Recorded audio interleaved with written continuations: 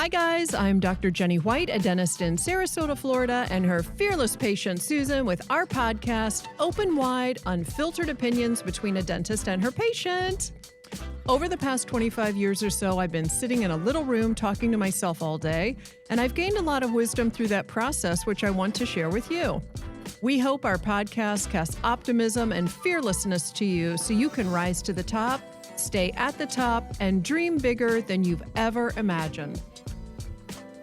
So on today's podcast, the soup du jour is good old-fashioned communication. Oh, Lord, Susan, I don't feel qualified really to talk about this. But personally, I've struggled to communicate effectively, succinctly, being authentic, getting all my thoughts out, letting people know what I mean and what I want personally. But on the flip side, at work, I have Zippo issues communicating accurately. To me, that's just so weird. How can you be one and the other? But I don't know. What about you? Am I a good communicator? Is that the question? Personally, business-wise? Yeah, no, do you struggle in any of the arenas? No. I don't know. I guess all my life I've been a communicator. I'm a Gemini. I think Geminis are communicators, if you believe in that kind of stuff. I've always been a communicator, and in business, I'm a really crisp and clear communicator because you can run into so much trouble if you're not really clear with your expectations of people, if your expectations of clients, or what you're going to deliver, that kind of thing. So, I think I'm a good communicator.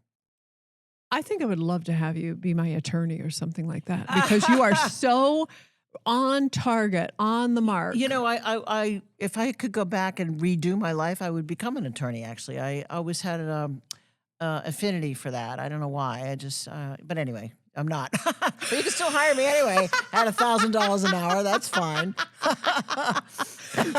So anyone that's interested, Susan is available for non-legal, legal, non-legal. All right. So I asked ChatGPT about communication styles because I thought, let's dive into this. Let's break this communication thing down. And basically there are 4 styles to communicating. But first, my mouth is so dry because it's the middle of the summer. We're in Florida. I'm parched, and all this talk about communication and how I'm not good at it, great at it in my personal life is making my mouth very dry. So what do you say we have the drink of the podcast? Okay, that sounds great. So our drink of the day is called the Blabberini. Because we're talking about communication. Exactly. I think it's called something else, but we're calling it the Blabberini. And what's in it is coconut rum, tart cherry juice, limeade, and blend it all together in a blender with ice. This one looks it's like a maroonish color. It does look like it's a medicinal drink, though, doesn't it? Yeah, it does. Cheers. Let's see what this tastes like. Well, smooth. We'll be blabbing with that going on. I'll tell you that right now. Jeez. Smooth. It's very smooth. Yeah. And you know what? It's sort of a benign smooth. I taste the cherry. It's a little tart, but it's pretty benign. Yeah. Oh, yeah, and I forgot, also got cream of coconut in it. I forgot to tell you that part. Well, here's to the Blabberini. Blabberinis. Okay, let's start blabbing. Okay. So I want to talk about these 4 different communication styles. And Susan, which one do you find yourself in? And do you just stay in one, or did you fluctuate? Like your whole life, have you been just the world's best communicator as you are now, or have you sort of grown into it? So style number 1 is passive. That means we struggle to say no, we avoid expressing our personal needs or opinions, and we put others ahead of ourselves. So that's passive. The second style is aggressive. That means we express our needs and opinions in a forceful or hostile way, and we disregard the feelings of others. And then there's the almighty passive-aggressive. You appear passive, but behind the scenes, you're expressing your anger, frustration. You're usually sarcastic. And that also includes the silent treatment. You know how some people give you the silent treatment? That's a passive-aggressive maneuver. And then lastly, the fourth one, assertive. Clear and respectfully expressing the needs and opinions and feelings of others. You're assertive with your communication. And this is generally seen as the most effective and healthy style. So after listening to these four, I said to myself, oh, I'm assertive. Yeah. Oh, I don't want to be the other pick ones. number 4, right? Exactly. What scholar did this come from, by the way? Like, is this you making this up? No, this is Perplexity. I believe this was Perplexity. Oh, okay. Yeah. Well, yeah, it seems like there's probably more kinds of styles than that. But you're right. Everybody wants to be the assertive one where you listen carefully to what somebody says and you're polite in your response. And so, yeah, I strive to be that more or less. Do I toggle between the one before it? What was the one before? Passive aggressive. Yeah, probably. I'm definitely not number 1. Yeah. But yeah, I probably do toggle between a couple of couple styles. And another thing that I've noticed, because I've worked with so many different employees at work, I'm just going to take my work life here for a second. People either have it or they don't. They're either the assertive, the fourth style, or they're not. I think people can try to learn these styles, but when they're learning it and they're trying to be something that they're not, it comes off as very awkward or very clunky or not authentic. It doesn't seem like it's really who they are. I don't know. Do you think these things can be learned, or are you kind of the way you are? That's a good question. I don't know, but what I absolutely do know is that you have to learn some styles. Like you have to learn. You, Jenny, had to learn to be very clear with people. Look, if you don't brush your teeth and you don't floss your teeth are going to fall out. Right, right. 1, 2, 3. Exactly. Follow the yellow dot. Now, like you say to me, if I don't wear my mouth guard, I'm going to grind my teeth to death. So you have to be really clear with people. So that's a learned response. Like you have to be sure that you can tell your patients, or I can tell my clients, what to expect. And so you have to learn how to do that, I think. For me, in the dental office, because that's where I live most of the time, it's not just communication, it's body language and it's my tone. I am looking, if I'm talking to you from behind the chair and I'm saying, Susan, if you don't wear your night guard, all these bad things are going to happen and your car is going to break down. But if I'm standing in front of you and I'm sitting down on your level, looking at you in the face, and I'm saying, Susan, you've really got to wear your night guard. You're going to take me more seriously. You're going to feel like I care. And I feel like I care when I put myself in front of you. So body language and tone are a big part, I think, of communication. Yeah. It's not just the words. I also want to mention there is a course called Dale Carnegie. I'm not sure if you've heard of that. They do a lot of business coaching, coaching on communication for average people such as ourselves. I learned about it because Warren Buffett, my idol, one of my idols, he said that the way he learned to communicate way back in the dark ages, he took a Dale Carnegie class. So in that Dale Carnegie class, they too not only talk about the different communication styles, and they've got their 700 different levels of communication, but they talk about body language and your tone of your voice. Yeah. Well, that makes sense, doesn't it? Yeah. Yeah. Yeah. So I don't know. I think this communication thing is bigger than just speak the words. Yeah. Yeah. There's no question about it. How you deliver the words is as important as what you say, for sure. Yeah. You know that most people speak 16,000 words a day. Did you know this? That's exhausting. No wonder I need 8 hours of sleep. I mean, how many? Well, that's a lot of words. Think about that. 16,000? Well, first of all, who's the person that counted all those? Like, let's start with who's that? And it turns out that women speak 16,215 words and men speak 15,669 words. Like, who counted all those words? I mean, so women I would have thought that number would have been skewed a lot differently, that women speak a lot more words than men do. Yeah. But according to this scientific approach, it's not that big of a difference. Only like 1,000 words a day difference between men and women, which was shocking to me, I thought. However, here's the interesting statistic. Well, the number of words we're using in a day is going down every single year. And that's because we're so attuned to videos, we're so attuned to our social media. We talk less, it turns out. Yeah. Well, the next subject that I was going to bring up around this topic of communication is social media. Dun, dun, dun. I think it has turned generations of people into non-talkers. People want to text. Yeah. People want to shoot you a quick email. But nobody wants to talk. And I also love language. I don't know about you, not love language, but I enjoy vocabulary. And I love being around people that are using words that make me say to myself, ooh, I don't quite remember what that means. Yeah, I gotta yeah. I gotta up my game. So I enjoy being around the mental stimulation of conversation. And I feel like conversation is never going to go away in our world. Even with AI, we're always going to have human beings managing whatever the AI is doing. And that human being needs to be able to communicate.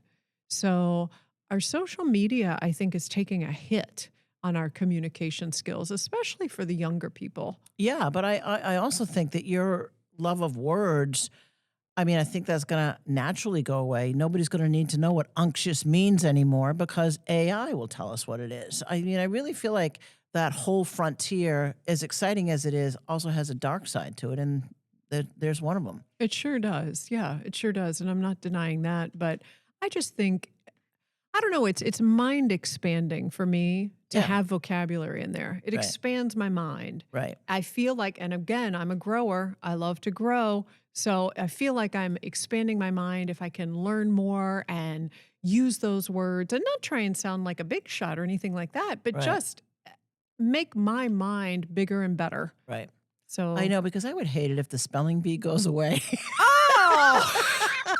And those kids are amazing. Amazing. I know. How do they do that? I don't know. I think it's just like years of, really working hard at it. But yeah. If you put me on a stage and asked me to spell vacuum, I would probably fall over and mess it up. I know. It's just amazing. All right. Are we off topic here? I think we might be. All right. So there's a difference in genders between how men and women communicate, which I know is not a shocking statement.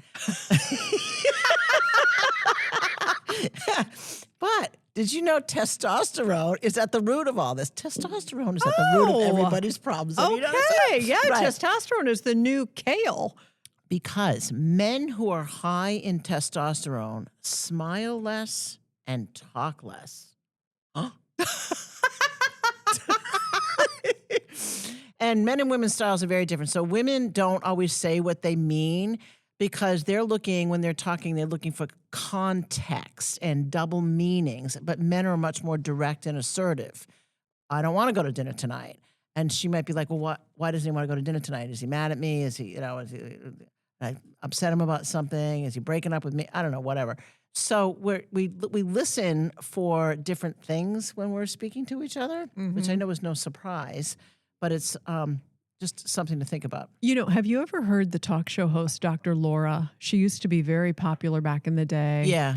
She always would say things. She would just come out and she slices and dices with her conversational skill. And I listened to her podcast. I think she still has one.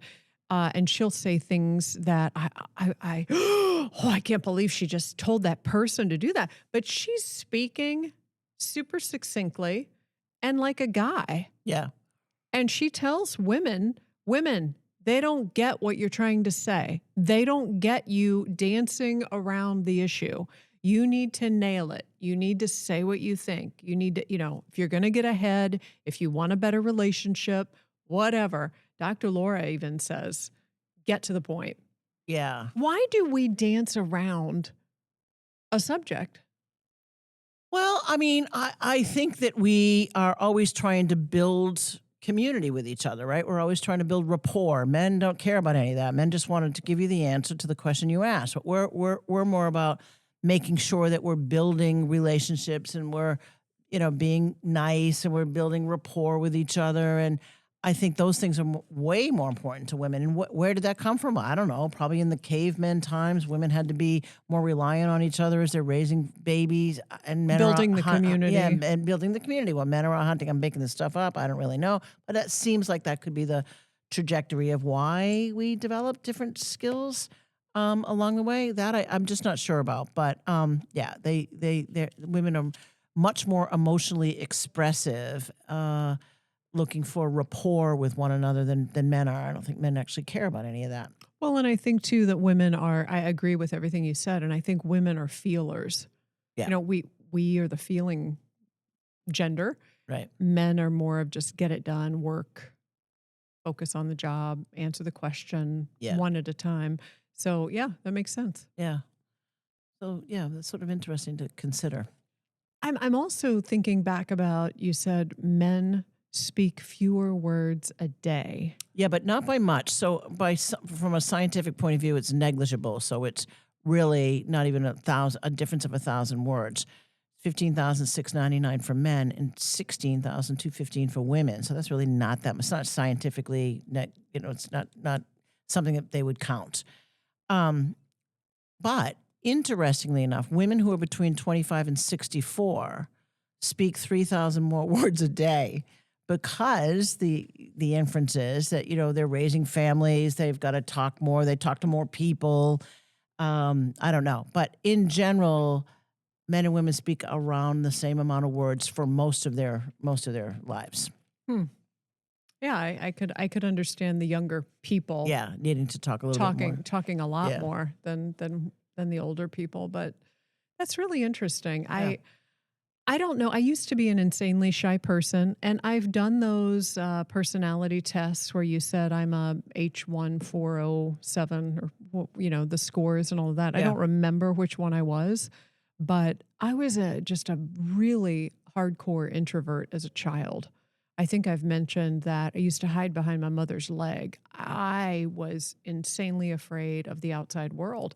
Till how old? Like, when did you start to come out of the I don't come out of the womb. Exactly. Come out of the dark. Yeah. I honestly don't think there was an age. I think it was when I went off to college and all the protections of home and family and that. And you're an independent person when you're away at school, and you have to learn how to manage all of this stuff, and you have to handle things. And I really feel like in order to grow, you got to throw yourself in the deep end. Even if you don't know how to swim, you don't have floaties, you don't have a life vest, you don't have that orange rubber ring thing, that they throw out. You've got to jump in the deep end and swim. And I feel that communication, in order to learn how to be an effective communicator, you either go to a class and really study it, or you, proverbially speaking, throw yourself in the deep end and you figure it out. No one sat me down for my dental office and said, now, Jenny, this is how you communicate with people. You just learn it. You just do it. You just trial and error. And when things don't work out, you say, well, I'm not going to do that again, or that was a dumb move. And you pick yourself up and you keep going. But it's so important to be an effective communicator. I find in my personal life, it's trickier because I don't want to hurt the feelings of my BHT Tom. I care so much about him. And when I have to ask something or say something that I know might spark him, or he was not going to want to hear or whatnot, it's not like I'm withholding anything from him, but I really think about how I deliver that message. I try to do it in such a kind way. And what happens to me is I find myself falling back into that passive communication style. Oh, I'll just, let me just table this for a while, for a few days. I'm not going to bring this up. But at work, I am absolutely the assertive. I'm confident. I can say what I mean what I say, no problem. But it's in the personal relationship arena and friendship arena too. Not so much the friendship arena, but the personal arena where Well, I I mean, really that makes sense, doesn't it? Because you don't want to hurt somebody's feelings that you love deeply. You don't want to. Plus, you gotta, have dinner with them at night. You gotta go to bed with them, and like you want to like pick and choose what time would be a good time to deliver this news, good or bad or whatever it is. I see that as being pretty clear, the difference between your business life and your personal life. Yeah, but also I want to feel authentic. yeah. And I am like you. I think I'm like you. I want to be like you, Susan. Be careful what you wish for, there, honey. I'm Oh, going to my put you God. on my manifesting board. um, I I want to be able to effectively communicate. So if there's something on my shoulder that I need to get off, I need to be able to just say it and move on. Once I make a decision, boom, I'm done. I'm off to the next thing. And that's great. But in my personal life, there is that holdback. There is that hesitation. And maybe that's normal. And maybe that's all of us. And maybe that's just the way it is. So I'm just going to settle into that and accept that. Yeah. Yeah, I think that's the way it is. I mean, I really do. I just feel like it's a whole different thing when you're dealing with emotions of people that you love. You've got to be more tender around it. Another thing that I just found myself probably within the past 5 years in my dental office doing a better job of, or I think I am, is actively listening. If you're not actively listening and really hearing and feeling what the other person is saying, you can't communicate effectively and you can't come from the heart with whatever it is you're saying. Mm. So I think along with the body language and the tone of your voice, I think active listening is a huge component to communicating effectively. Mm. And, you have to be clear in yourself in order to hear what someone else is saying.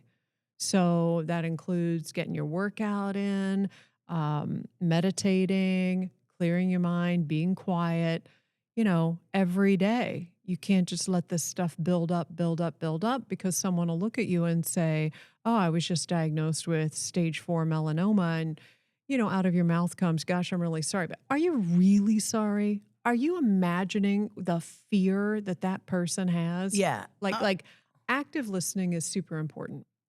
Yeah, absolutely. And I think a component of that is developing a more empathetic self. I, for example, have much more empathy for people who are going through serious diagnosis, for example, given my own background with my husband. And I have much more affinity because I've been in those shoes and I understand what that feels like. And, if you're sitting in a cancer ward at a hospital and people come in, like nobody makes eye contact with each other because everybody is just so downtrodden with their event and, and how they're going to pay for it and what's going to happen to their family and how they're going to live. It's just it's really incredible. So empathy and active listening, I think, have to go hand in hand. So you can try to put yourself in the shoes of the person who's telling you whatever it is they're telling you. Amen. Amen. I couldn't have said that better. And I agree 1,000%. I want to not wrap this up, but I'm really curious about our tip of the podcast. Okay. Well, So let's do it. all right, here's our tip of the podcast. So it's another toothpaste. The tube is running out over here. The tube. I'm almost out of Crest. I just really feel like the tip should somehow tie back to what we're doing here, the dentist and our patient. But anyway, this actually works. I did it the other day. So to clear up coffee rings on your wooden tables, take a soft cloth and put toothpaste on it. And then rub the ring with the soft cloth and let it sit there for a minute and then buff it out. And I'm telling you, it works great. That's amazing. By the way, I want to ask you a question about toothpaste since we're on the subject. There's so many different varieties. What's your dental opinion about what we should be looking for in toothpaste when we buy it? And let me ask you a very specific question. Do you know this brand name Marvis, Marvis? Seems like all the rich people I know are using Marvis. And I don't know whether that's because their teeth are better or whether it's just because they've got more money to spend it because it's an expensive tube. So what's your take? So I'm going to count on you for telling me about Marvis. So you've got to pick your client's brains because I don't know about Marvis. Okay, I'll bring it in next time. Depends on what your situation is with your mouth and with your teeth. So if you have sensitive teeth, I've got one conversation for you. If you want whiter teeth, I've got another conversation for you. If you've got dry mouth, I've got another conversation for you. But one thing I can say, all of the companies all over the world, their job in producing a toothpaste is they've got to put enough grit in it to get the junk off of your teeth, right? So it's an abrasive situation, regardless of which avenue you go. And you just have to be careful how abrasive you're going when you choose your toothpaste, because it could make your situation worse. Or it could make it better. All right. Thank you for that. Oh, you're welcome. So if you're interested in becoming more assertive with your communication style, I have some tips for you. Use I statements, not you statements. So, don't use the you statements because you're blaming other people. Use I statements. Practice saying no, maintain good posture, stay calm and composed as best you can. Stick to the facts, minimize distractions, listen actively, which builds trust. Show empathy, which Susan mentioned, and be consistent and persistent with your message. Okay. So I feel like, Susan, this is a communicado wrap. Yes, and the blabberini really helped us today. The blabberini is phenomenal. Cheers to the blabberini. Cheers. We thank you for listening and hope you enjoyed this podcast. If you did, please share this show with friends and family and subscribe to our YouTube channel. This way, you'll never miss weekly drops. Stay strong, dream big, and floss your teeth.